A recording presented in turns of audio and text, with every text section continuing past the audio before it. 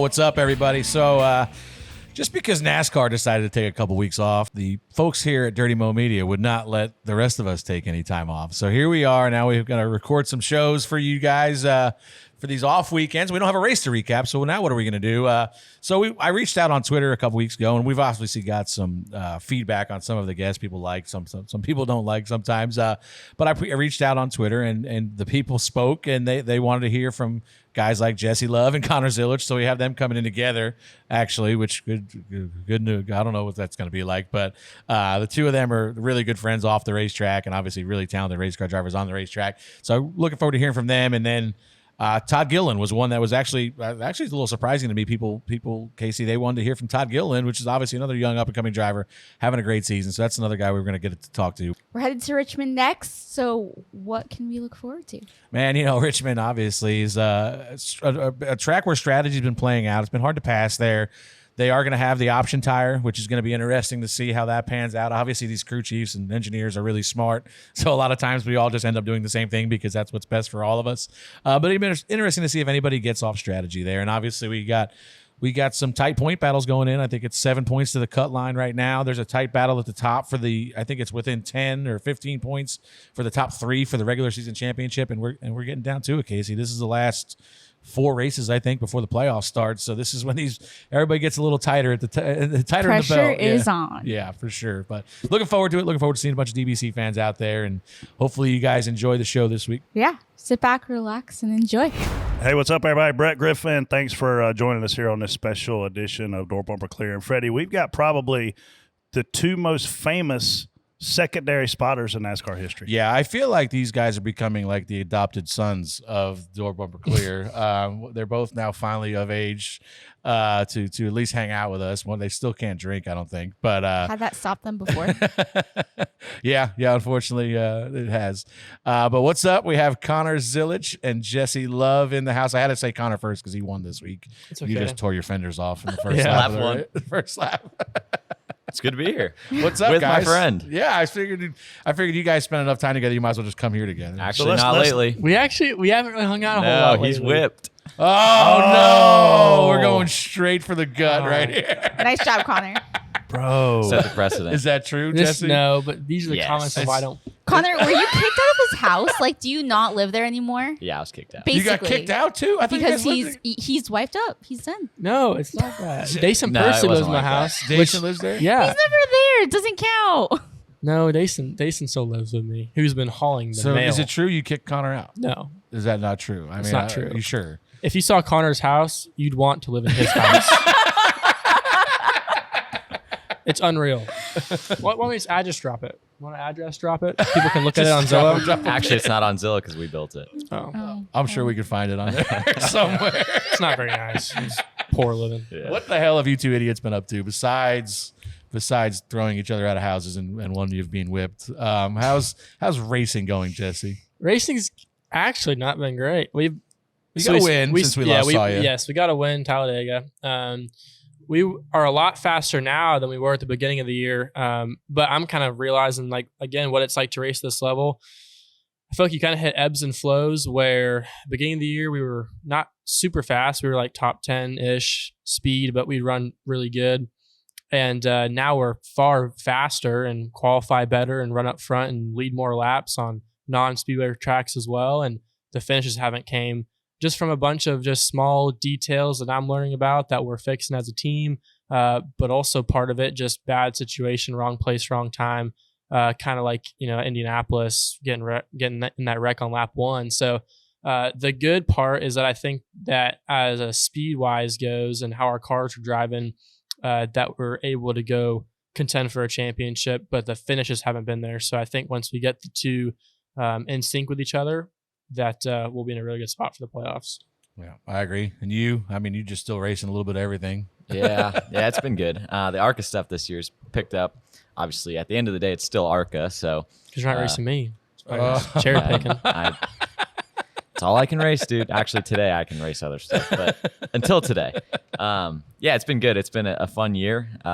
We've been kicking ass in the ARCA stuff lately, which has been a lot of fun.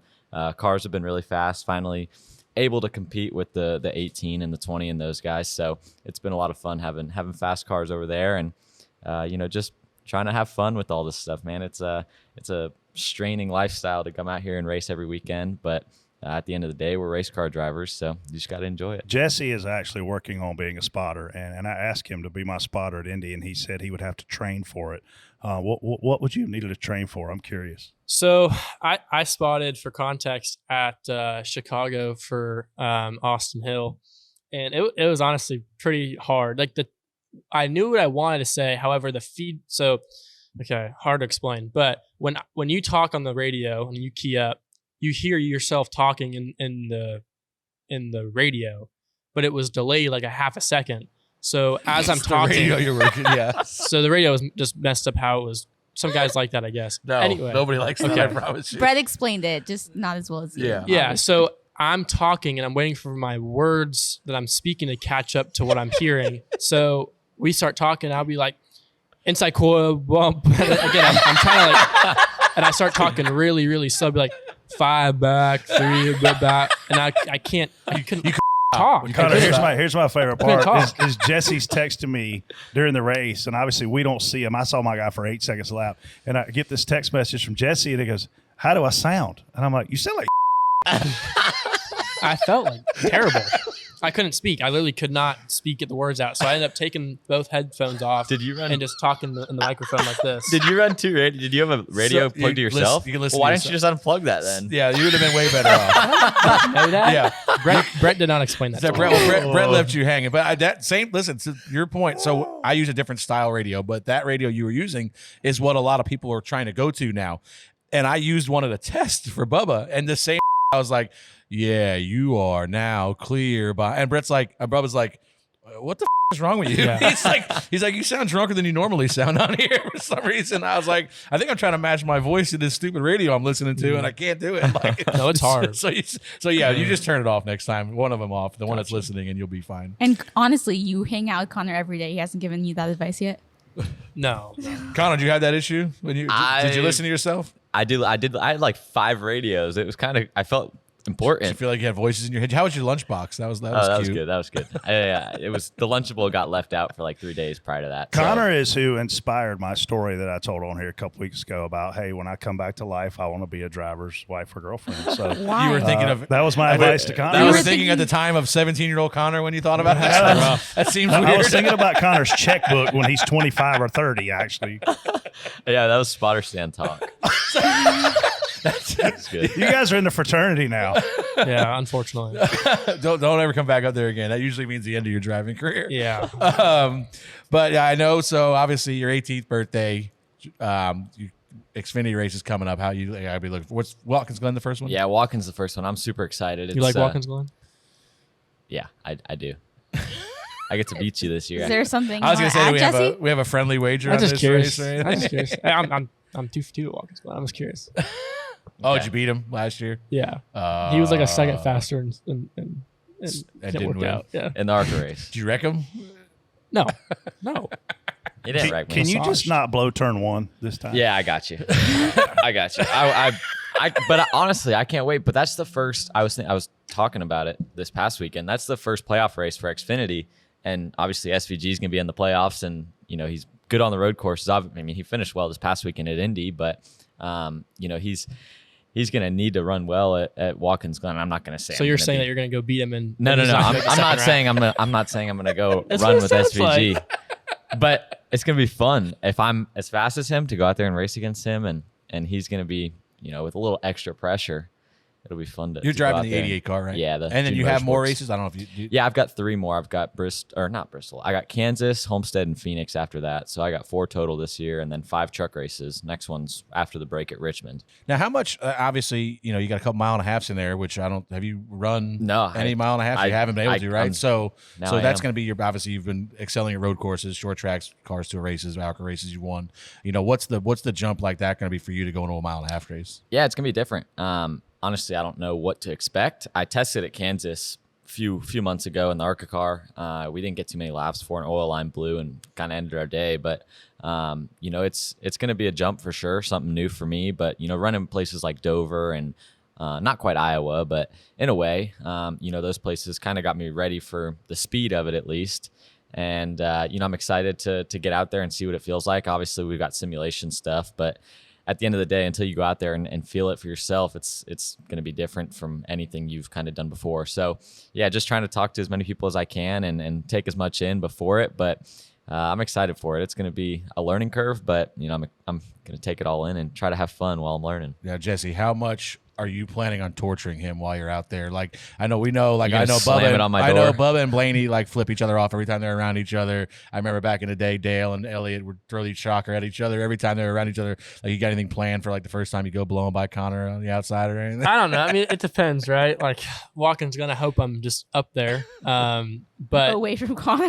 You just said you were 2 for 2. no, I am 2 for 2. But speed wise, I had to pull one out of my rear both times. But no, I think to kind of brag on Connor and kind of some of the younger guys growing up, like even Brent as well. Like my first time at Dover, which I think if you can get around Dover speed wise, then you'll be fine at places like Kansas and stuff for the first time. Homestead's gonna be tough, but like my first time at Dover, like I was terrible, like super, super bad. Again, my speed perception was just so slow compared to that point. But I think Connor and kids like Brent and stuff like driving these really fast cars, like especially the LMP2 car that he drives, like the speed isn't a factor for him. And I think that he has a lot of people that tell him what to do and what not to do, that the learning curve for them is super slow right now, or super fast right now. It's like there's not a lot to learn for him as far as going out there and making lap time right away. For me, that was like the hardest part, I think, off the truck, at going to these big places for the first time when I was like 17. But when I was 18, I kind of figured it out at that point. But anyway, no, I'll probably, give him a bird or two or deuces or something like that, just to kind of get him, in the roll of things. Again, I get flipped off probably 3 times a weekend. I saw you got flipped off by Austin one week. I forget. Yeah, where we were Charlotte. at. No, Charlotte. I was like, the hell? And then we get to that car and he's perfectly fine. So Sheldon, I thought, gave me the bird at where were we at? Pocono. He gave me the bird and I was like, I didn't even know what the hell I did wrong. So I texted him after the race. He was like, no, I didn't. I was giving you a thank you or something. So you can get him confused from time to time. But You did that on here, didn't you? Didn't you think, was it Ty Gibbs? Yeah. I thought Todd Gibbs flipped somebody the bird, and he called me and told me I was an idiot. And I said, all right, I'm sorry. I'll retract it. I am an idiot. You are an idiot. So right? how do you guys stay such close buddies when y'all are racing each other? Well, they're not even friends anymore. Kicked him I out mean, of his house. I've had this same talk with Brent forever, and it goes back to when we were 8 or 9 racing against each other, and we'd race each other like maniacs on the racetrack, and then we'd come off and we'd go to the trampoline park the next day. But I feel Things like you thought you'd never hear on Door Bumper I was, Clear. I was hoping you were going to say the bar. So. yeah, eight years old going to the bar now. But I try and separate anything like the people we are on the racetrack is not who we are off the racetrack, right? So it's 2 different people for me. And if say a friend races me like, disrespects me on the racetrack, I'll take note of that, and next time I'm racing, I'll remember it. But I separate that from the friendship that we have off the racetrack, and I try to do that. It's tough at times because you want to let the 2 intertwine, but to have a friendship in this sport, you gotta be able to put things to the side and just be able to go out there and race, and then come off the track and still be friends. But it's cool how when y'all aren't in the same race, you're literally rooting for each other. I mean, the camaraderie is, it's awesome. Have you guys wrecked each other yet? Anywhere? I mean, I got one up on him right now, honestly. You wrecked him or he Watkins wrecked you? Glen. I didn't know. I've got one up on you. It means you wrecked him. Yeah. Sounds like. Yeah, I owe you one. you don't owe me shiznit. Sounds to me like you were doing some reckless driving. No, okay. Here's what happened at Watkins I owe you Glen. a bumper. Here's what happened at Watkins Glen. It was in the rain, and I got a run, and I thought I made a pretty good move, like swinging out wide through the second to last turn. We go through 12, and I just gave him a bumper up to the paint, and he got in the paint and spun his tires. But I mean, even after that race, we were fine. There was a bumper involved. So you owe him a bumper. At Yeah, least. exactly. Yeah. I mean, it doesn't sound like you guys were fine. It sounds like there's some, you know, I was frustrated. No, I mean, like at that built point, up anger that needs to be. here's like the taken one out. up thing is like, if he was in that spot, I would expect the same thing. from anybody really. But that's the thing. I don't race like that. You know, like SVG talked about it. I'm used to getting a penalty for that stuff. So I don't race like that. That I probably honestly wouldn't Guess what, buddy? have. So we might better get figure it out. We might get some beef here. but But so are you saying that like if you're in a spot where we're in the same position, and that never happened, and you're a bumper away, again, like no quarter panels were crinkled or no front ends were knocked in, but a pretty, I thought, tactful bump and run. yeah, if you asked You me, wouldn't do that. if you asked me a year ago, I probably wouldn't have done it. But since for the last 10 months, you know, Dude, racing, I've been moved for 15th this year. racing again. By who? Sammy Smith. I think it was like Las Vegas or something. I mean, like Some of the guys in the mid pack of that Xfinity deal are pretty But fun. no, I think there's like a line to it, right? And like how I go about the Xfinity stuff, and I think I have a pretty good idea of it right now, is like there's certain guys that I feel like race me like super respectful, like Cole Custer, Sheldon Creed, like guys like they race me with a ton of respect. And there's certain guys where like I won't like drive through to win a race, right? Like try to do everything I can to not do that. And then there's certain guys that I know would do it to me, so I would do it to them, right? But I think like when you take it person to person, even though you're at that point, you're kind of making it personal, you kind of avoid all the drama because you're kind of self-policing it, right? But there's obviously like if I were to go in there and have just spun you out or wrecked you, then that would have been really bad. Right. Yeah, no, I agree. And since then, like racing against the 18 in ARCA and, you know, all the car sewer stuff. He you know, doesn't like hardly ever hit you. That guy's I mean, fine. what the hell race was that? Iowa. Yes, it was Iowa. I was like, what? And the best part was the whole in lap. He was just run right in front of me, just flipping me a bird. I was like, what did I do to you?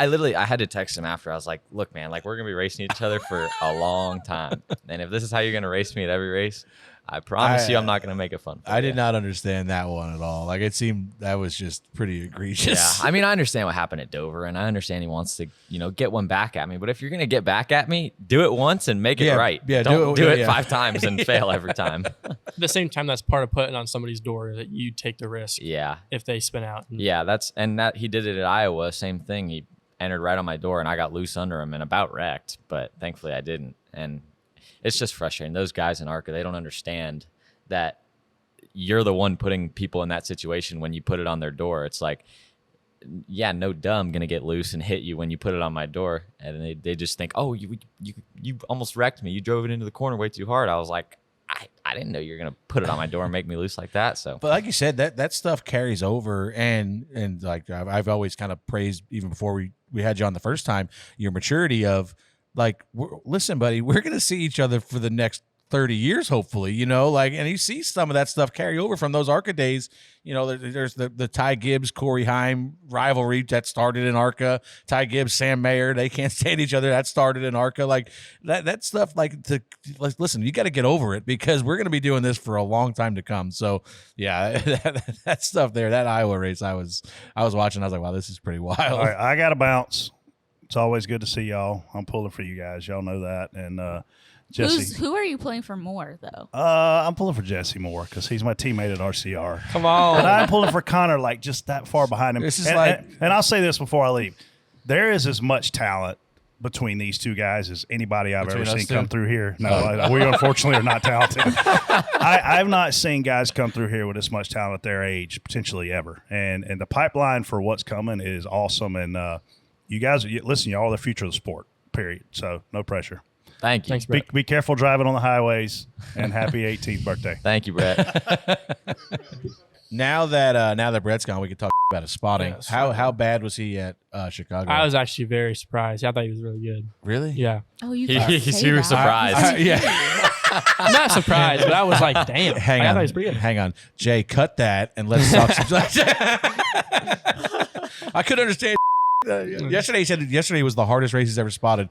We didn't pass a single car all day. Nobody passed. I know. It's like I don't know what race you were at. It's interesting, like with the spotters that are really good, how much stuff they can be doing at the same time. Well, that's what I tell everybody. Somebody stopped me on the roof and that pagoda thing we were on in Chicago, Yeah. and they're like, you have 4 radios on? And I'm like, yeah. They're like, what are you doing? I'm like, oh, I'm listening to myself, listening to NASCAR, talking to the crew chief, talking to the driver. And they're like, what? I'm like, yeah, I'm just having a lot of voices in my head. I was like starting stopwatches and like figuring out like how far behind we were from the leader so I could like see when they were there. And that was all I could do. Other than that, like I just had to fully focus on what I was saying. Because like any other distractions, it would just throw me off. So some of the guys, like I am not good about. So a lot of guys now have adapted, like where they have SMT open on the rail in front of them doing it, and I'm too afraid of missing something. And then like 2 weeks ago, Fido was standing next to me at a couple weeks ago, Pocono, whatever that was. He was standing next to me practice, so I just fired off to see. I was looking. I opened up his SMT and put it on my car just to see kind of how we were getting into turn 1. So I'm down here looking at SMT, looking to see how Bubba's entry was, and Reddick spins out right in front of us, and I never saw it. And like I look up, and there's just a cloud of smoke. I'm like, oh, watch out. Like Bubba's like the next day in the hauler before our pre-race meeting, he's like, what the hell were you doing yesterday? I was like, well, I was looking at SMT, which I hate to do because I feel like I'm always going to miss something, and we almost piled into our teammate, of course, of all people. But yeah, it's pretty amazing. And how much do you guys? I mean, how much? I know you get it SMT. I mean, I don't know how much you have to rely on now with what you're doing. Not at all, ARCA. really. We got Dartfish, which is Dartfish is great. The Yeah, Dartfish used to be the like back in the day.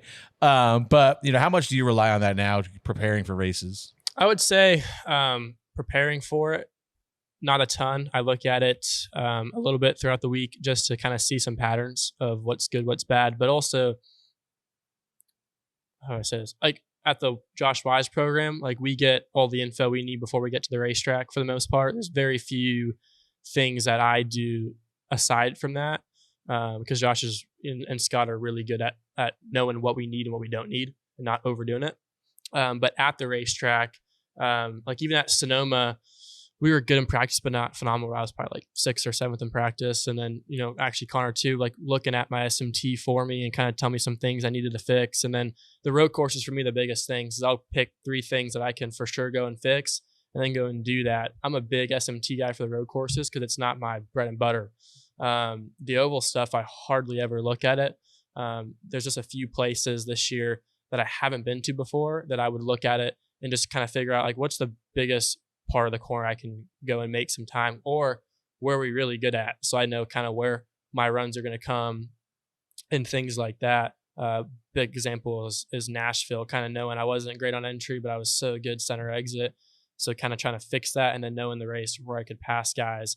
But other than that, unless it's a road course, I try not to overthink it because again, everybody's car is different. I'll primarily look at me and Austin's and just me and Austin's because we're driving pretty similar pieces. Yeah, and Connor, we'll start with you with this. Where do you guys sit on the fact that this stuff's available? Like obviously, young guys like you guys, it's probably more helpful than somebody like obviously Danny or somebody that those guys are probably not very happy that their data is out there for everybody to see. Obviously, it's more helpful for you guys. Do you think that should be available to everybody? I do. I mean, it's tough. It's a fine line. Selfishly, I'm glad that it's a thing for me because, when I get up into that stuff, it's going to be a big tool to use and to utilize as I'm getting into the Xfinity and truck stuff. But, at the same time, for those guys that, have been doing this for a long time and they have their ways and they kind of show up and know what they're going to do, it's probably not the best for them because they don't get much advantage out of it. So, I think it is good, though. It helps equalize the sport because, they do want parity in the cars, especially at the highest level, and they want the teams at the back to be able to, find ways to make speed and get to the front. So I do think it helps with that, and I do think it is good for the sport, but I'm sure there are guys out there that probably don't think the same. Yeah, I don't know. I think that I'll give NASCAR props for it. Like it's the same for everybody, right? We all have the same info as far as SMT goes. Selfishly, obviously I like it because I don't think it's huge on the ovals, but I think it's really important on the road courses. So that is a benefit for me. I don't know, like natural talent wise, there's some guys that just have a ton of it that they really don't need it, right? They can kind of go fly by the seat of their pants, which I feel like I can do a lot of ovals and stuff. But when it comes to the road course stuff, like the way that I feel like I've been getting pretty good at it is by looking at the data and, using my brain to figure out how to go and make speed and things like that. So it's a benefit for me in that sense. But at the same time, the oval stuff, I don't think it makes a big ton of a difference. Again, with the truck and the Xfinity car, we don't have the actual throttle trace, brake trace, steering trace, and things like that. So it's not as accurate. So I'll basically turn everything off but mile per hour and delta, and that's about it. And I'll look at speed traces. And if I was in a cup car, obviously you'd be looking at the real data, but the Xfinity and truck, it's all based off of, GPS. So yeah. So now obviously you guys took two very different paths to get to where you're at today. Jesse starting on the dirt, you're starting kind of kart racing, road course stuff. See where he went. He ran handful of truck races, gets a great opportunity, the RCR car. I don't know how much you can divulge or what you're doing, but ideally, if you got to pick, like what path would you like to take? Just to jump straight into Xfinity car, or is it kind of still run a little bit of everything? I think this year I wanted to run as much diverse of a schedule as I could, just because I wanted experience in as many different things as I could to learn as much as I can. Obviously, I know that I have a longer term contract with Trackhouse, and I feel pretty secure about that. So for me, it's not all about going out and winning races and trying to prove to someone that I can go out and do it. And I feel like that's kind of where ARCA is for me, where I can go out and I know I can compete. But when it comes to the truck and Xfinity races, I wanted to go to tracks where I would challenge myself. And we were going to run the Roval, and I kind of told him, I was like, I want to run like Homestead or somewhere where I can go out and just learn for 300 miles and get better. So for me, this year is about learning and trying to improve on what I'm doing. But, I do think that, next year I want to be able to run in a series full time and go out and be able to race at every track and just get laps under my belt. That's the biggest thing for me. Going to all these places for the first time, it's going to be a bit of a challenge, but at the same time, I do think it's going to be good for me to get some reps this year. And then hopefully next year, if I go full time racing, I'll be able to have at least a little bit under my belt before I show up. And I mean, you don't have to answer if you don't want to, but like if you had to choose, would that be Xfinity Series? Like if you got to just pick wherever you wanted to go? I do think the Xfinity Series has the most competition at the top, and I do think that's good for me to learn. I feel like the Truck Series is, it's still a bit of a mess, honestly, from fifth on back, outside of Corey and Eckes and, some other guys that can contend, the Spire guys are there, every week or, whenever they're good. But, much past that, it's tough to kind of get into that stuff just because it's so reckless at times.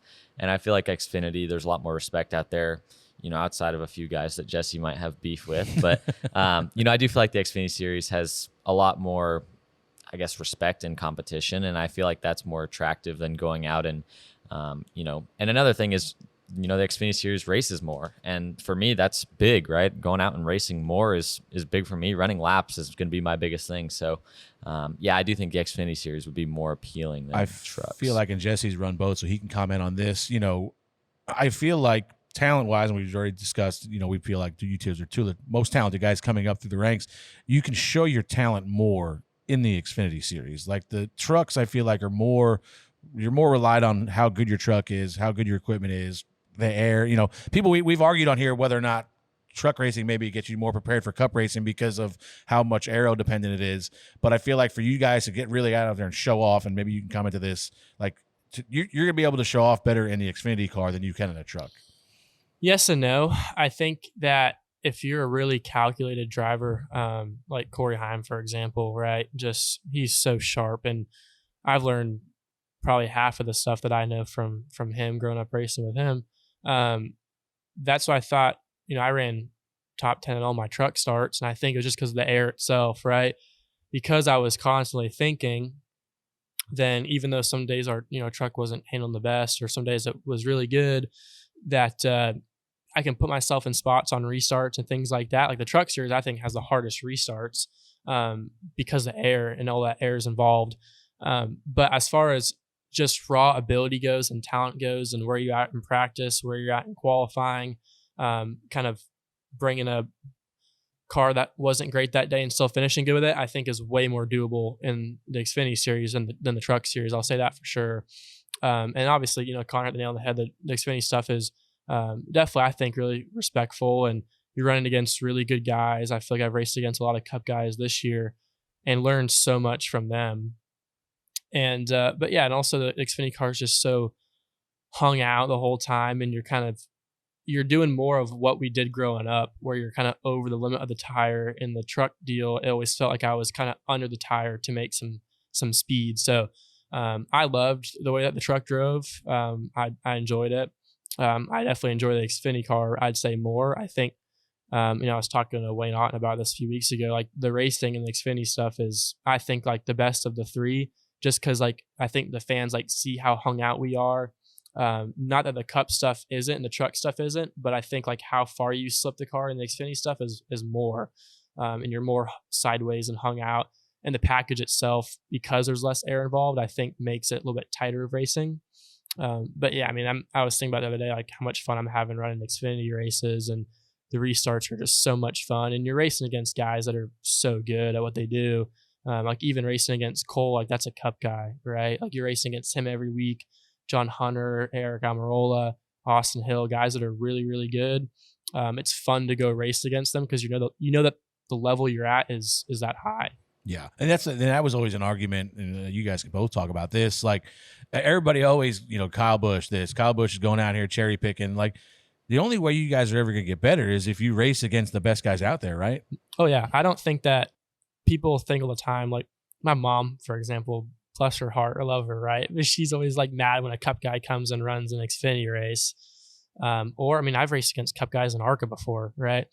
Which might be a little extreme, but still just a little. But I mean, no, like when I was racing against Kyle at Charlotte, like I learned so much when he passed me for the lead, just by how like air was non-existent for him, right? Like he just knew everything that I was gonna do before I made the move and things like that. And then racing against guys like Kyle at the road courses and like especially Chicago, like the way that Kyle was passing cars in like non-passing zones was pretty impressive too.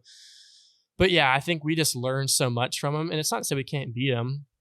Like I thought I could have beat the Cup guys at Charlotte if we didn't have that power steering issue. And even at it takes a day where you go run fifth at, like I ran fifth at Chicago, and it's like, okay, you're on fifth. It's not super impressive, but I think it makes it more impressive when like all the guys that for the most part beat you other than SVG was, primarily Cup guys, right? So I think that makes us look good as well. And also when you're racing against the Cup guys and you're lined up on the front row with them and say you go beat them on a restart, right? Like when I beat William on the restart at Pocono, like I think that makes it better than had I just beat an Xfinity regular on the restart, because like Cup guys are watching that. Yeah. And for example, like in that instance, like call it like Chad Knaus watching William on that restart. Like I think that's good for us and raising our stock up. I think stocks are really important in the racing world, and that raises our stock. Yeah, I'm assuming you agree with that. Yeah, no, I do agree. I always enjoy when the Cup guys come down and race against the Xfinity truck and even sometimes ARCA. I do think it helps all the drivers in those series get better, and at the end of the day, that's what everyone for the most part is in those series to do, is to get better and hopefully make a name for themselves and go Cup racing. And when those guys come down and you race against them, like for instance, Ty Gibbs and Larson at Road America, a few years ago when, Ty outran Kyle in that race, that was big for him. And I'm sure, that's, some of the reason he went Cup racing the next year. And I think that raised his stock, like Jesse said. And that's super important for those guys to get that experience racing against them. And you can always learn from those guys, which I think is cool. And one thing that I always appreciate whenever those guys come down and race, even though some people will call it cherry picking. The really important question I had to ask you, Jesse, was how often have you been going to dinner with Chad and Casey lately? Have you guys been? Not much. So you're more at like family dinners. Yeah, I've kind of upgraded the family dinners and the family outings. You go to Billy's? Yes. Haven't gotten invited to vacations yet, but I think we're working towards that. Well, it's between him and Dayson these days. So that's the elephant in the room, is that Chad has this new kid, Dayson Pursley, who is he's my roommate too. But, yeah. I mean, Dayson for now. Dayson, kick him out Dayson's eventually. doing really well. And I told Dayson I drove Chad's car quite a bit last year, and I don't race enough dirt to, I feel like, go and contend on any given weekend with the USAC guys. But me and Chad were still able to win last year at where were we at? I don't know. I-55, some outlaw race. But I think Dayson running really well. He might be getting invited to more dinners than I have. But no, I mean the CBI stuff's super fast right now. Even the micro stuff as well. I was able to win with Chad this year at Millbridge, which was kind of cool because I don't get to run a whole lot of dirt now with how busy I am and things like that. And with the dirt side of things, haven't run a lot because I feel like if I can't run it all the time, then I'm not going to be as good, and I'll put myself in more chances to get hurt because I'm not as sharp and things like that. So, but no, the CBI stuff has been cool to watch how fast Dason's been. Yeah, I mean they're leading national points, right? Yeah. one Continue, yep. midget week, right? Yep. That's cool. I saw they kicked the ass midget week. It was a podium every night, right? Yeah. That's pretty impressive. Smoked I mean, have you ever run dirt? Do you have any? I've run at Millbridge a few times. It's fun. I like it. Yeah, Connor's run really, really well for not having dirt laps, going to Millbridge and running good. What's up, Millbridge? You know, you guys know Casey likes Millbridge. Have you ever heard that around Well, here? I live there, so. You guys got any? You want to talk about each other before we leave? I mean, I think. Connor's been to a few family dinners too. He's I know getting close. Freddie, you need to step it up. I know Billy. I'm like Billy's forgotten son now. I've come to the house a couple times, but I didn't get invited on July 4th, though. FYI, I kidnapped. That wasn't me either. That was a small get together. The best Billy story I ever had was Casey and Chad's wedding. We were leaving and we were all going to Saeed's, which you guys have never even heard of, I'm sure, right? I mean, you can't go, so you can't talk about it. But we're going to Saeed's, and I said to Billy, I was like, I said, hey, we're going to Saeed's. A bunch of us. He's like, I can't. I got to stay and help Andrea clean up this because they had like rented a barn basically or whatever. I don't even know what it was. And he's like, no, I can't. I got to stay. So I'm like, all right, well, I'm jumping in an Uber, me and Megan and a couple other people. So next thing I know, I see the door swing open. We're literally rolling out of the parking lot. The door swings open. Here comes Billy shuffling out to the car. He's like, I jumps in, takes off. As Andrea calls, she's like, where you at? He's like, I'm going to Saeed's with Freddie. I'll see you later. And so we were in Saeed's singing karaoke all night after Chad's True wedding. story, yes. I just want to be invited to the if we win the national championship again, I'm coming to the party this year. Well, you need to tell Dason and Chad the last how old's Dason? 19. 21. Yeah, can he be 21 for one 21. day? The last Jason's time not in the corporate world. The last time you guys won the national championship was with Wyndham, and I remember, if I remember correctly, the victory party got a little out of hand. Yes. Yeah.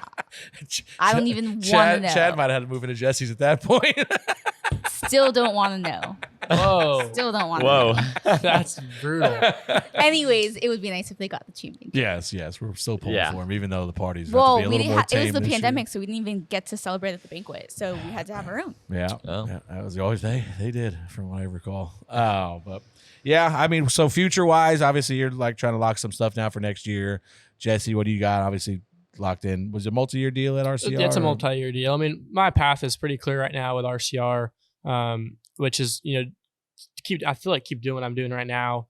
Go win more races and compete for a championship, and wait for the 3 of the 8 to open up and try to be the guy that they, tap on the shoulder to go up to that level. And we're hearing rumors of pretty big changes over there. Obviously, Andy left. I don't know how much does that affect you guys more. I know Danny's probably kind of in charge of a lot of the Xfinity stuff, right? Danny Lawrence. Obviously there may be.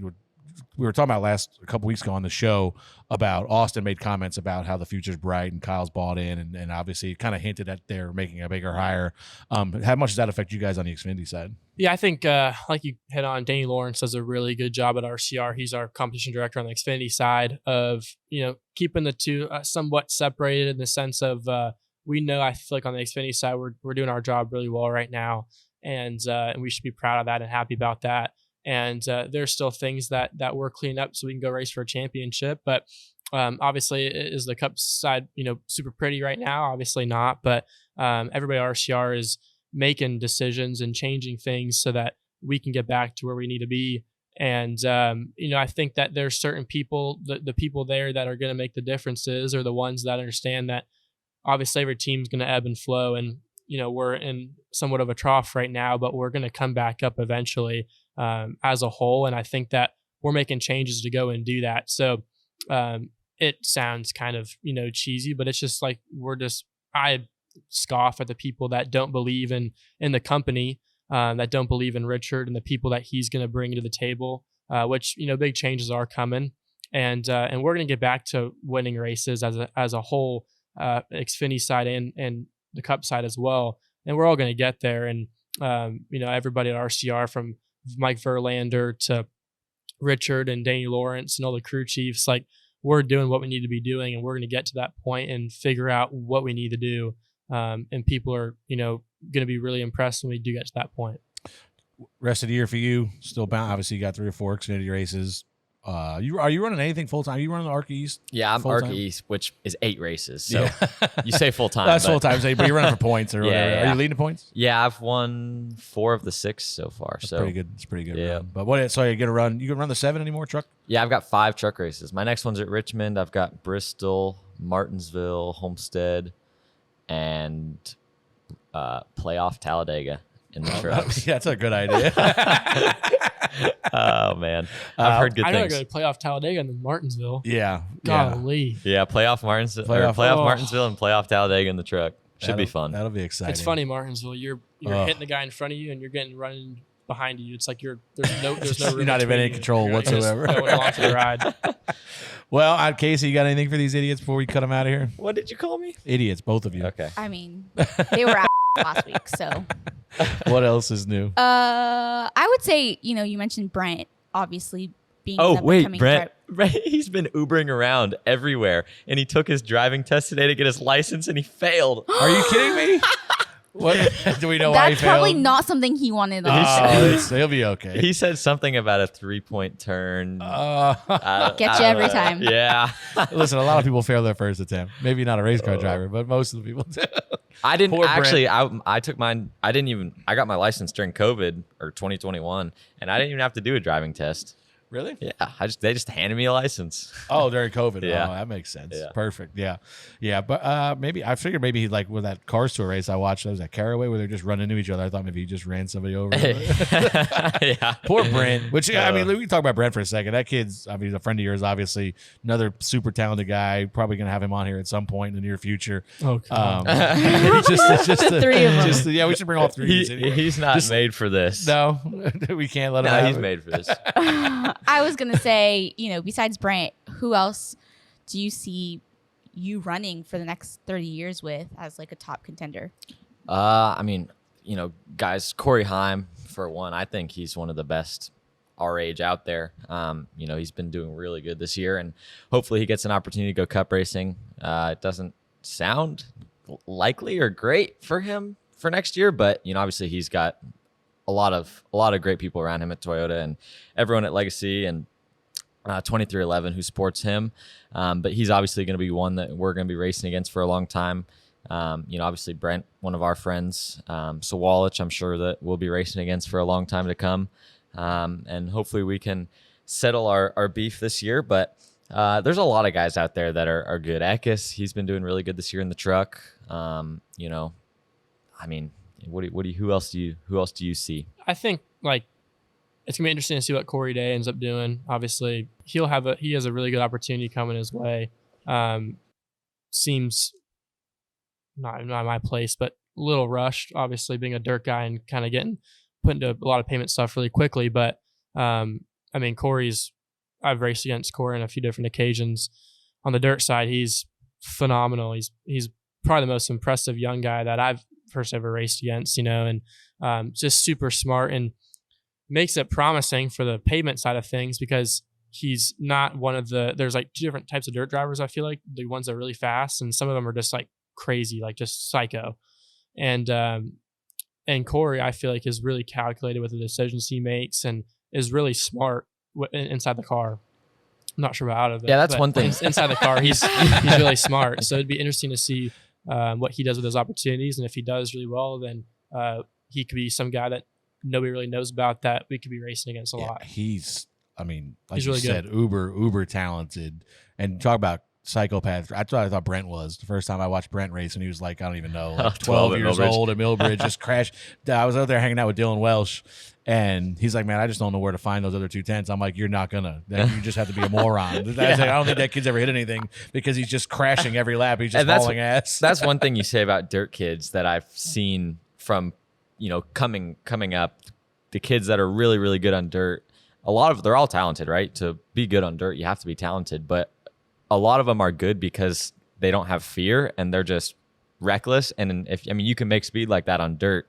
I mean, obviously I'm not a dirt racer, so I don't know. But I mean, you kind of count. I finished 4th at Millbridge, so I call myself a dirt racer. But there are guys out there in dirt racing who make speed by just being reckless, and then they get in a late model. all right, we don't need to name names here.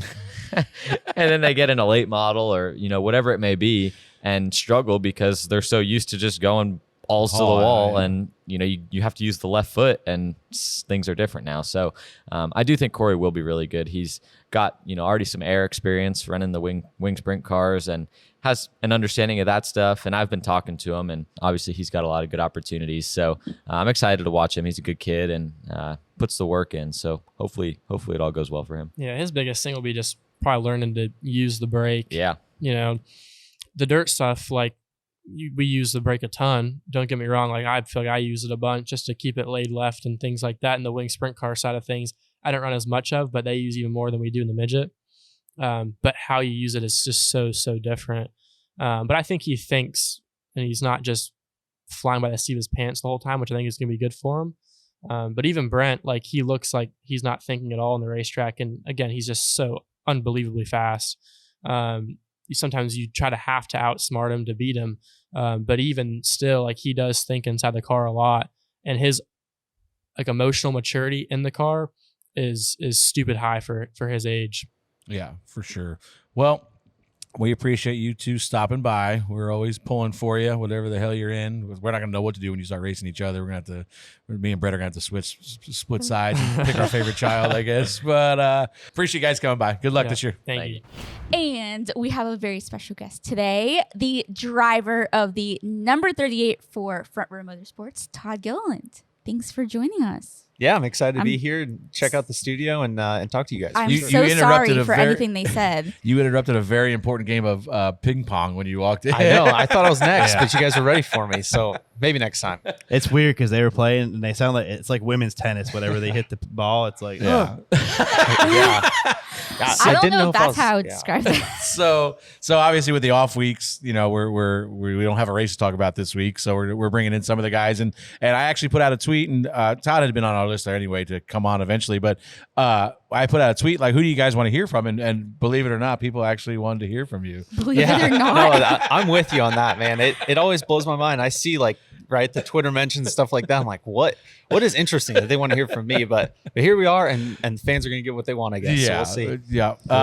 we'll see. So Yeah. I mean, it's just going back, obviously third generation race car driver. Your dad, your grandfather both ran forever. I know your dad, they're both mostly out west, dominated out there for a long time. Where did you get started at? Yeah, so I was born in Southern California, kind of Riverside area.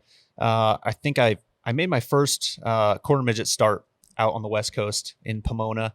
How old were you? 5 years old. So, yep, it was pretty young, and I can't imagine putting a 5-year-old in a go-kart or a quarter midget now. Like it's crazy, but yeah. So I started my. You first can't give a couple 5-year-old a races. box of markers right now. Yeah, I wouldn't give right. a quarter I wouldn't midget. give you a box of markers. Tell Chad that for Chloe. Thanks. Yeah. The nanny will clean it. Don't worry. Yeah, but so I started racing out there, but it was around that same time that my dad won that nationwide race, I believe it was, at Kentucky. So that was kind of his first huge win, and got a lot of more opportunities past that. So around that time is when we moved our whole family from Southern California to Mooresville, North Carolina, where we are now, and yeah, it's been super cool. I've obviously center of racing and everything. So I took a few years off during that time. I kind of went through all the other sports, right? Played soccer, basketball, not football because it was too dangerous, but then I eventually got back into racing. So yeah, I'd say pretty much when I was 9 years old on, I ran, full quarter midgets until I was 13 years old. Jumped right into a late model stock car, ran at Hickory for a little bit, few years or probably 1 year in the Cars Tour. From there, jumped right into ARCA, K&N for a couple years, the Truck Series for 4 or 5, and now into my third year in the Cup Series. Yeah, obviously, Jason Hedleski is the first person that put you on my radar. He told me oh, Todd's gonna run. I forget where you won. I forget where the hell it was, but it was your first one of your first ARCA races, and you went out and won, and I was like, holy. I think probably at the time you were 15 years old, I would assume probably. Yes, yeah. Where So was that at? That was at Toledo. So Yeah. that was the ARCA rule at the time. You had to be 15 years old to race, and it was the day after my birthday that I ran that race and won when I was 15. So that was really cool. It's totally unexpected. I wasn't running great. A bunch of guys crashed, and it kind of fell into my lap, but it was awesome. And yeah, like you said, Jason Deletzky spotted for a lot of my first ARCA, K&N races. So yeah, that was really fun days back then. And I was talking to TJ about this before you got here. Interesting path for you. Not so. I mean, there's guys that go from the truck. Obviously, you went to the Truck Series, had a little bit of success there with KBM, and then went straight to Cup. Obviously, and what I didn't realize, I was looking up stats last night. I think people find it interesting. You don't have a single Xfinity Series start. Yeah, like you said, that's definitely an interesting path, and never even sat in an Xfinity car or anything. So definitely a little bit different from normal. You mentioned kind of KBM days, right? I wish we had more success there. Wish I did a little bit better job during those days. I think, the path maybe would have been a little bit easier or a little bit more standard, right, of a path. Just if I was able to win races there, maybe move up and continue on. But yeah, it wasn't smooth, and honestly, that was the kind of jump to Front Row Motorsports. We had a good relationship with Bob Jenkins, everyone at Front Row, and for them to start the truck team, kind of pick me up when I had nothing else. That was really cool, and that was my only opportunity. So that was my only chance to kind of stay racing, stay in the Truck Series, and then staying within the team. That was I guess kind of the easier move, right? Just moving straight into the Cup cars over there. Once the next gen car came out. Yeah, for sure. And you're coming up. I think I looked last night. I don't know if yesterday was 93 or 94. So you're coming up on 100 Cup starts, which is a milestone for some. I mean, that's basically what 3 or 4 full-time years. Obviously, last year, I always say this. We talk about it when you put your back against the wall. Some of people either respond or they don't. And obviously, last year was probably a tough year for you. And as a point, like they took you out of the car. They gave Zane some of your races essentially. And I felt like last year you responded in a way that earned you what you're doing now. Like, how hard was that to first even absorb the news? Like, hey, what do you mean you're taking me out of my car? And when stepping up to the plate to make what you did, make happen what you did last year. Yeah, it was a really tough situation. Like you said, it's me and Zane were friends, and we still are great friends. But it's just funny, right? Looking back, it's like you're always going to have these type of situations, right? You become friends with people in racing.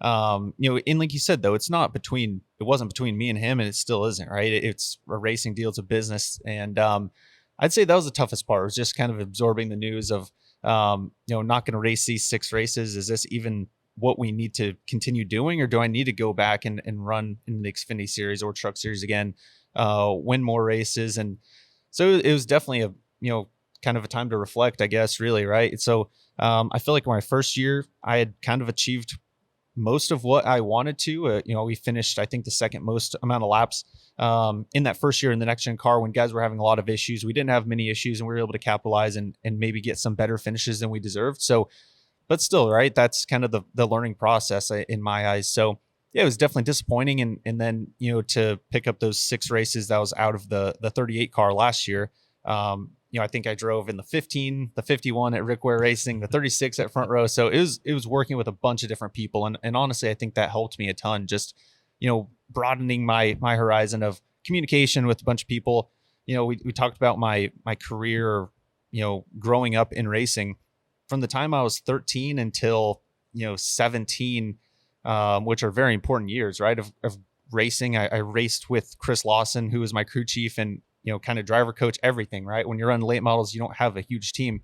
So to me, I feel like that helped and hurt a little bit, right? I worked with one guy. We ran really well, won a lot of races, but once I got into other situations, I hadn't worked with a lot of different people. So, and I still feel like I'm learning that today, right? You in a perfect world, you work with one guy and everything goes well, and you don't have to change, but that's not the real world. And I think that was the biggest thing from last year that it took away, was just working with a lot of great people, and it definitely made me, I think, better on the racetrack. Luckily for you get to work with Ryan Brigady, who is just mild-mannered, never really gets upset about anything. So he's an easy one to deal with. Yeah, he never gets angry. Absolutely. Yeah, never gets angry. Never gets angry, and I'm the only reason I think he does get angry. So that's a interesting thing. And just at Pocono, we had the the embedded whatever NBC thing, and he had a camera on him, and I was worried, dude. God. I don't know what it even picked up, or I'm sure he was worried too, but he's done a better job. He's I think he knows he can't control as much of what I do on the racetrack, and it sometimes not even worth getting mad about. I've seen a clip, I forget where the hell you guys were, but like Ryan was just being Ryan, who I've known Ryan for a long time,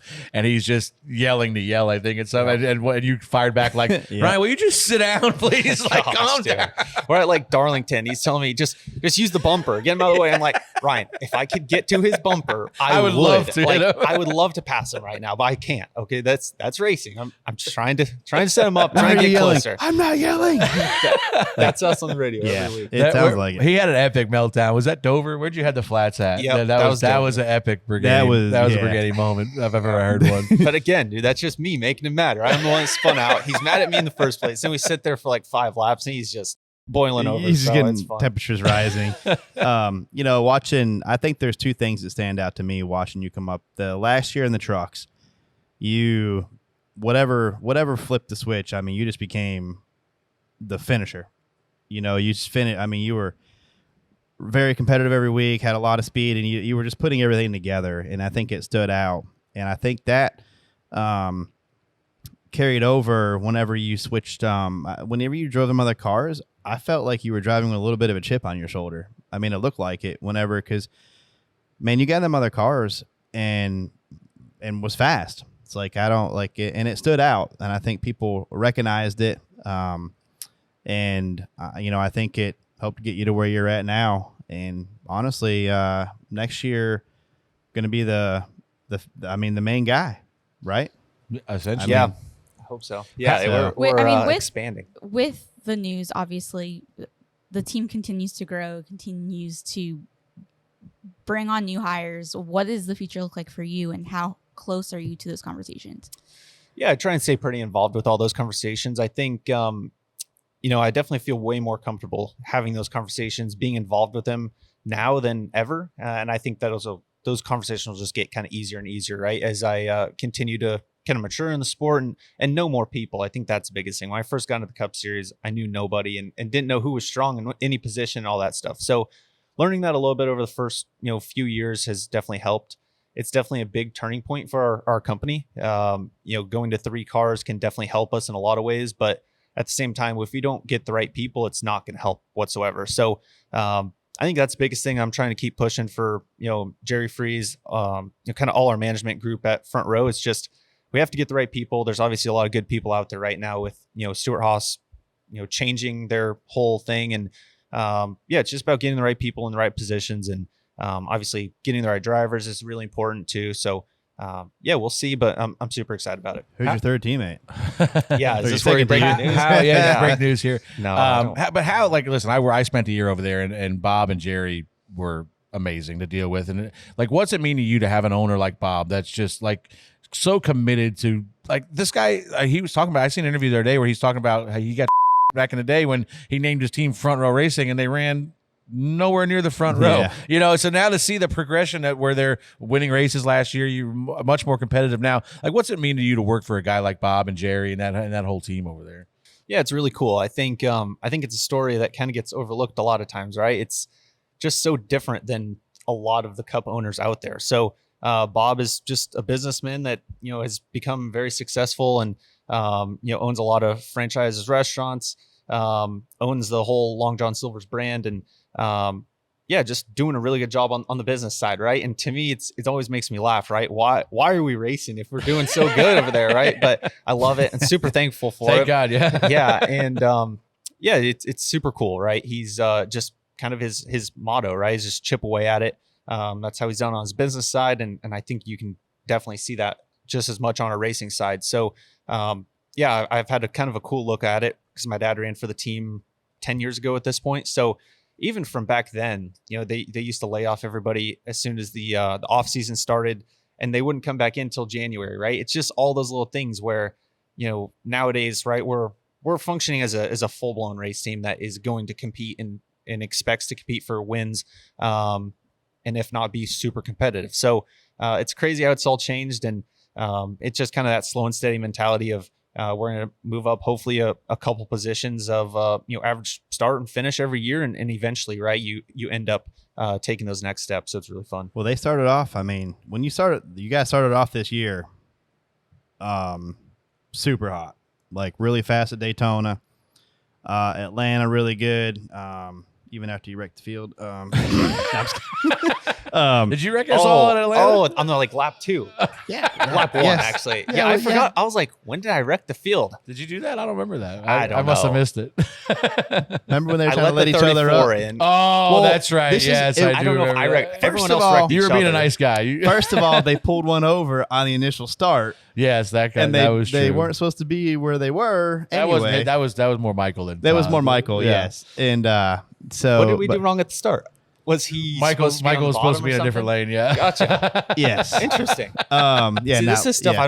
I just missed. Dude. TJ's No, just yeah. taking a chance at like jabs. And No, I know, dude. I- Just let it off your heart right now. What else you got, man? I've been It's like waiting for this. Chicago. It's like Chicago. Yeah, Just I get I've it been all waiting for out. this moment. No, but you guys started off really good, man. Ton of speed at Daytona, ton of speed at Atlanta. Obviously struggled a little bit more when we get to the mile and a halves and stuff. But what do you think is? You said I heard you mention a couple spots better this year. Like you're just trying to still keep improving a little bit at a time. Yeah. I think that's kind of our whole goal, right? I think when we go to short tracks, I feel like every time we go to Martinsville, I think we have a chance at running inside the top 10 and finishing there throughout the whole day, which is tough. When we go to super speedway, I definitely feel like our cars, especially this year, like you mentioned, they have enough speed to go win the race. Where before, our cars, we're good enough in the draft, and I feel like we understand it all and could put ourselves in a good position to have a chance at it. Where now I honestly feel like we have some of the fastest cars every time we go to a super speedway. So yeah, like I said, short tracks, road courses, super speedways, I feel like we go and contend, around 10th, and we pull some good pit strategy and whatnot, and hopefully we have a chance to go win the race. Mile and a half, at least for me, are definitely still the weakest link. That's kind of where the 34 team is still, a few levels ahead of us. And that's what we're still working on for sure. Just having more speed, more consistent speed. But at the same time, it's so hard. The fields are so deep. It's not Yeah. like you're racing It's bad tough. cars, right? Yeah, Like it's hard. We're running 25th and you're racing really good cars. So And everybody's so good. yeah, like, exactly. the So drivers that's are- still our goal is, kind of evening out the whole thing. Like, so we can compete at the short tracks, road courses, super speedways, but mile halves, I think we still have a long ways to go. How do you? So Noah's been announced. How do you feel you and Noah will be as teammates? Yeah, I'm interested Noah. to see. I think I'm interested in this too. You can yeah, laugh. he's obviously a super fun guy, has great personality, has tons of fans. So I just think just those three things alone will definitely help the race team. He's definitely great with people. I always see him interacting with his own race teams. We've been teammates before back at KBM. I think 2018 we were teammates. So yeah, it's fun. I'm sure we've both matured a little bit and just know a lot more about what we're trying to achieve nowadays. So I'm It sure sounds it'll like it can good. be a fun deal. Yeah, it should be a lot of fun, and from the sounds of it and looks of it, I think we'll have a really young race team all the way through. So it should be interesting and hopefully work out for the better. How difficult would that be for you? We talked about it on here. Like, Stuart Haas last year had Kevin, and that was Kevin's the benchmark. And if this is where we need to be, you kind of have that now with Michael. Obviously, Michael's moving on. You just said, like the 34 is a little bit, a couple levels ahead on mile and a halves. Like, where does that come in next year when it's obviously Noah and rumored to be a younger guy getting into third car? Where do you lean to? Like, where do all right, our good enough? Where does that? You're going to be the benchmark essentially. You and Noah, I would assume, are the guys that are going to be competing for the top dog over there. How does that play into your preparation every week? It'll definitely be different, right? Like you said, over my first 3 years, Michael has always been the benchmark and was before I got there, honestly. So it's going to be tough. But at the same time, right, we still have glimmers of like what our cars can achieve and do. And I think the biggest thing for Michael is just how well he always qualifies, right? It doesn't matter what racetrack we go to. I feel like he always qualifies so good. To whereas for us, I feel like we always race really well and we always end up right by each other. We kind of just meet in the middle. So, but yes, as far as a benchmark, it's going to be hard. But I think maybe with three cars, I think you might see one or another right hit it better on any given weekend. And but yeah, it has been tough, right? Because Michael's has always been the benchmark. But yeah, from my side, I definitely think we can fill that spot and hopefully be the guy to beat. For sure. Britt will hold court in those meetings. Britt. So we are a spotter podcast. You have a guy that I've known for a long time, Britt Anderson spotting. What's it been like working with him over the last couple of years, right? I mean, you guys been together for a while. Yep, it's been fun. So kind of on the same thing, we mentioned Ryan Bergini had a camera on him. So did Britt this weekend. And I was joking with him. He rode home with me, or rode to the airport with me. And I said, man, where are you starting your own podcast, man? You've been on TV now for, the whole day. He was just laughing, but he's been good. He's been learning a lot. And it's been fun. It's, him and Michael Fisher have been working really well together. That's Michael McDowell's spotter. So yeah, they've been doing a lot more, driver prep stuff for me. And he's funny. He's I love to give him a hard time for sure. Before he's race, very easy to give a hard time. He was to my right. And I put a piece of tape on my shoulder that said loser with an arrow pointing to him. But I didn't want to leave it on there. Yeah, I took it off. But there was a couple times I looked down there and they had a camera on him and you could see the one right across from us in the front stretch. And I'm just like behind his head. Like, is that you? I saw one time somebody gave him the bunny. Oh, yeah, 100%. I looked down there. I'm like, he's not getting away with this. So yeah, Britt, he's a good one. He's fun to argue with. Oh yeah, he's easy to get going. I can't imagine what he's like up there, dude. Because I can just picture him running, yelling to everybody, and just never telling me about it. So he yelled at me in Texas. He yelled at me whenever your tire rolled into our stall. He looked over at me. I love that too. He looked over at me. He looks over and goes, "That's your fault," and I'm like. It's your tire. Why'd you do that? Your tire is in my stall. We had that yesterday. Tyler Green actually says it to me because which I didn't even know this is a rule, and I guess teams can use it to their advantage. They were pitted behind us, 77. Their tire rolled into our stall, and our guy just reached out and stopped it as he was jumping over the wall. Yeah, and I guess because he touched it was a whatever they call it now, pit road interference or something, equipment interference, and. It's only because that guy touched it. I'm like, well, that's a good move. Like you can, if you can just start doling out penalty, I've been reaching for tires all the time. Have like a pull rod thing, trying to pull it over to you. Get over here. Let me touch that tire. So what's it like? Obviously, you tend to run, that 10th to 20th range, and when we talk about on here all the time, like back there when you get in the middle of the pack, especially restarts are wild. You get back there and you're mid pack, and it's just I feel like it's kill or be killed in the middle of the field these days. Yeah, absolutely. And like you said, definitely at Pocono, I was just kind of in the way in general. So we kept kind of staying out, putting on 2 tires, and we're just clinging on anything. And man, that just everyone knew I was slow to begin with, I think. And then obviously it's tough to pass once everyone gets kind of settled in at Pocono. So everyone's just going for it into turn 1.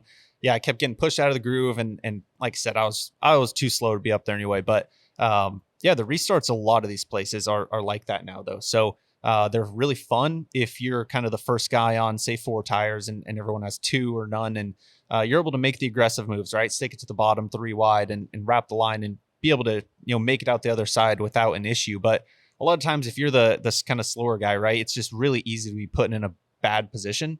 And it's kind of about just making the most of it, right? Like those guys aren't going to be patient. Most likely if you're, 2 wide on a restart, you're going to be put 3 wide by a faster car behind you. Yeah, anybody really. So also I heard you say is you wish you had 4 tires more yesterday at Pocono. There was one race. Where the hell were we? I can't remember where it was. I felt like you didn't put 4 tires on the whole race. Yeah, was it New Hampshire? Yeah, I think it was New Hampshire. Like there was Yeah. you just kept 2 tires. I'm like, Todd's back up front again. Like cycling. Yeah. I'm like, I don't think Ryan's put 4 tires on this thing all day. And it's been working a little bit when we've had decent speed. So that's the hard part. But Pocono, like I said, we're not fast enough to make that work. But hey, I appreciate Ryan for keep trying it and keep putting me in questionable positions at times, but they've been working out most of the time. Who's the guy? So we always deal with this. I'm sure TJ does. And right now for us, it's Busher. Like, who's the guy out there you can't get away from? Do you feel like there's always a guy you're like, I'm always racing this son of and he's racing me hard, whatever it is. But there's always a guy that I feel like you're always around sometimes. Yeah, to me, it's kind of a group of guys, right? It's kind of the 77, 42. Sometimes the 34. Oh God. Me and McDowell race each other hard. But overall, you're it's making kind me of nervous I right was gonna say, now. when you said the 77-42, I kind of puckered up a little bit for you. Yeah, You're in the middle. the 42, 77. Yeah, at Iowa, we were kind of door banging each other a little bit, but we've been good since then. 77 kind of ran me in the wall a little bit, but At Pocono, Was it 70? Was it you with the 77, right? Off of one? I saw one time where I was like, they're wrecking. Like, he just kind of came up. And I was like, oh. Well, that 42, he did wreck. There was like three of them together there. Yeah. But yeah, it was interesting too. I had the onboard camera, so I figured no one even saw it. No one was ever going to see the light of day on that one. But yeah, apparently it showed on broadcast and everything. So it's fun. And I mean, it's not really that much fun, but you're going to lie to us. Yeah. But that's the hard part, right? You race these guys every week. There's bound to be some give and take. And I feel like eventually it all evens out. And sometimes you just have to be smarter, buy your time for a couple weeks. Like we mentioned, I got into Josh Berry really bad at Chicago. Obviously apologize, but it only does so much, right? And you kind of just have to, pay attention who you're around, I feel like. And, take it when you can, but also sometimes you have to be smart. And how hard is it? Like, everybody talks about back in the day, Mark Martin was the king of, I'll let that guy go because I know I'll get him back later. It's not a big deal. You can't do that anymore with these cars. Like, it's so hard to pass. Like, how hard is it to find that line of, I know I'm being an ass now, but I got to defend this spot. I'm sorry. Yeah, it is super hard. And yeah, in the car, you absolutely know, right? When you're kind of just, not giving up a spot, I guess, like especially at Pocono, right? There's a few times that, guys would just barely get to my left rear off turn one, and I would drive in side by side and kind of clear them back off turn two, right? And it doesn't feel good. That's not what you're supposed to do. But at the same time, if it takes another 5 to 10 laps for them to pass you, that could be a full fuel window. You could get on and off pit road, and still stay ahead of them for the whole run. So it's really hard. It's not fun, but it's kind of the necessary thing, right? It's I think there's races though that do have those traits. Like the 600 when you get those long green flag runs, and when you have green flag stops and you're kind of settled in, you can have a give and take scenario with some guys, especially if you got comers and goers. Like, you pit 10 laps for me, I come back out. It doesn't make sense to get messing around and crossing each other over and let the guy behind you get 2 free spots out of it. But it is so hard to get track position back. At Pocono, you have to race every single lap pretty much. Like, I was right in front of the battle when you were battling the 77, and like the 77 was kind of running us down. Todd caught the 77 from behind, and they start racing each other, and we end up putting like 20 car lengths on them just because they spent 2 laps racing each other. It's like, so that's where you got to draw the line of like, am I hurting myself more than I'm helping here by even racing this guy? I saw Chase catch Ricky. Ricky was racing with somebody, and they come off a 3 side by side, and Ricky went way down to the bottom, and Chase had a big run. He drove right through the middle and got 2 spots in one straightaway. Yeah. Like, it's just. Yeah. So I think like you mentioned though too, I think it is a really good point that, definitely depends on the racetrack. Like, somewhere like Darlington, if you're like, there's some places you just have to race the racetrack. And honestly, like, at least for me, the second I start racing someone like over my head, I get myself in a lot of trouble. Well, your lap time slow down. Yeah. There's a lot of bad things that add up and keep piling on when you do that. Yep, for sure. So what is, I mean, obviously everybody knows Todd Gilliland at the racetrack. What's Todd Gilliland like away from the racetrack? I know you got married recently. Like, what do you do during the week? Obviously preparing for the races, but what else is going on in Todd Gilliland's world? Yeah, it was actually just yesterday. I've been married for a year and a half exactly. So just over Congratulations, that. You made it. Yes, we've made it this far. So that's fun. She's definitely, one of my biggest supporters, goes to a lot of the races. Definitely one of my biggest critics also. So that stuff. Yes, exactly. But away from the racetrack, I'm a big golfer. I love going to the golf course. And, last week I probably played, 3 or 4 times and once when we got to the racetrack at Pocono. So I love just going out, seeing new places. And, that's kind of my main hobby right now. What are we shooting? Dude, so I'm like an 8 handicap. So my scores recently have been like low to mid 80s. So not horrible. I don't think we're getting anywhere near that. I don't play golf unless it's Freddie, what's got a yours? windmill. Handicap? I got a lot of handicap. I'm about 100. I stopped counting at 100, so I don't know. That's usually about that 15th hole, probably. Yeah, I started playing with Ricky Stenhouse, and he's really good. But man, he's the type of guy that will just make you sit there and count every single stroke, dude. If you go in the woods, you're gonna drop a ball, man. That's you count another stroke. One time, it was me and Riley Herbst with him at I don't even know where, but we had to hit over water, and this is when we first started, and we could not. He made us sit there and hit like 15 balls into the water before we hit it over. So now that he's a dad, that I'm sure his son is going to be raised like that, and it's going to be tough on him. You know what? what's funny is I remember. Do you remember David Hovis? He worked for your dad. Worked for that. He was your dad's PR guy when he won that Xfinity race at Kentucky, right? Yeah.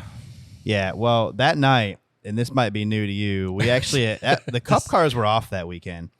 It was an off weekend for Cup because we were partying at the Western town, and your dad actually came back, and they all allegedly came back and ended up down there, and we all pretty much celebrated down there. And Hovis was your dad's PR guy, and he may have. I'm not telling the entire story. You're gonna skip it. You can't need to ask stop your now. dad about it. Because you actually worked out better for your dad because it wasn't his car it wasn't his company car that had a problem. So, but yeah, it's You're giving us bits and pieces of the I story. know. We're gonna do the whole thing. Like Yeah, he started down this Can't do it on air. basically he took a car to go get something to eat and came back, or he thought it was your dad's, but it wasn't. It ended up being another driver's, and may have crashed it. The car? Yes. Oh, good. So, I was yeah. probably David was probably glad. Hovis, love that. And we can talk about it really quick. Tricon, obviously, your dad's heavily involved with that. Owner, well, I don't even know where they're at anymore. Like who owns what over there? But what's that mean to have that in the family? And springing up, we were talking about earlier. This a couple weeks ago about like Corey Heim and Eckes are dominating the truck series essentially. Like, what's it mean to have them being in the sport and then so competitive where they're at? Yeah, that's definitely a really cool chapter, I think, of his kind of racing career. And yeah, like I said, so he ran in the Cup Series for probably 6 to 8 to 10 years, somewhere around there. And then that's about the time I started like really seriously racing in the K&N Series on the West Series. So he kind of got, to work on the cars, and he has a huge passion for that, like being involved in building a really fast car and going to the racetrack and, just the expectations. I think all of that stuff, right? That's kind of what he lives for. So it's really cool to see. He's been obviously in the truck series for probably close to six years now. Started out as, DGR Crosley, and then David Gilliland Racing, now Tricon Garage. So they've made some huge steps. It's been really fun to watch. he's always there. Yes. Every time I've had to go over there for meetings and stuff, I always see him. Like you would always see him. So No, he's involved. He's there literally every single day. Yeah. So Which he is still cool. works full-time job there. And like I said, he's part owner in it all. So it's just been really, really special to kind of see their success. And it's kind of tough, right? They're Toyota and we're Ford now. So I wish I could still run some races for them. I ran some, I guess, a couple of years ago and was able to win one on the dirt at Knoxville. So yeah, that was pretty fun. But That yeah, race. it's cool to see what he's that been doing. race was entertaining. Is that the one Kraus wrecked everybody? Oh yeah. Yeah. Yeah. That's your guy. dude. Oh, he's my guy. Trust me. I know. I wasn't there, thank God, that day. So we're sitting, looking right now, sitting 20th in points at the moment. We're doing this. What's your goals the rest of the season? Yeah, it's hard. I think we've made such big progress in, the point standings and results. And to me, points really do show a lot of, kind of throughout the whole season, right? Like there's a lot of weeks where, over the course of 38 weeks, some guys are bound to have a good week, right? Every so often, at least. Whereas points position, I really feel like shows kind of the whole season. So yeah, like you said, to be 20th, we're ahead of some really good cars and on the cusp of the great cars right in front of us, right? There's Austin Cindric, Kyle Busch, Chase Briscoe. Those are all great organizations, great drivers. They're not missing any part of their race team. So for us, it's all about, going to the next level on, me being prepared, right? Unloading fast, having good pit strategy, having good pit stops, all that stuff. And really, really that next step is the playoff bubble on points. So we know that's a tough next step, but for us, that's the realistic next goal is, if we could have had a little bit better, stronger start to the season, and really everybody's got those races, right? But we could be a little bit closer. And honestly, I think next year, I think that's a really good goal. It's to in be sight. in that playoff bubble cutoff. So It's in sight. You so. talk about Michael being the benchmark. I'm looking at this list and dude, we've been leading the points for a few weeks is now. that because you get to poke your chest out a little bit, like talk a little trash over there? Yeah, well, we did at the beginning because, my whole time there. He's just been so far ahead of me in points. Even the first year, he got a 100-point penalty and was still way ahead of me. So it was nice. Like the first week, I passed him by like 1 point. So I was like messing with him, like he's super close. But we've been able to pull away a little bit. So it's been cool. Yeah. Well, man, we appreciate you swinging by. Obviously, something a little different here, just trying to get some guys out there, the names out there. And like I said, for some reason, people wanted to hear from you. So we appreciate you swinging by, man. Awesome. Thank you for having me. Yeah, no, thanks for coming on.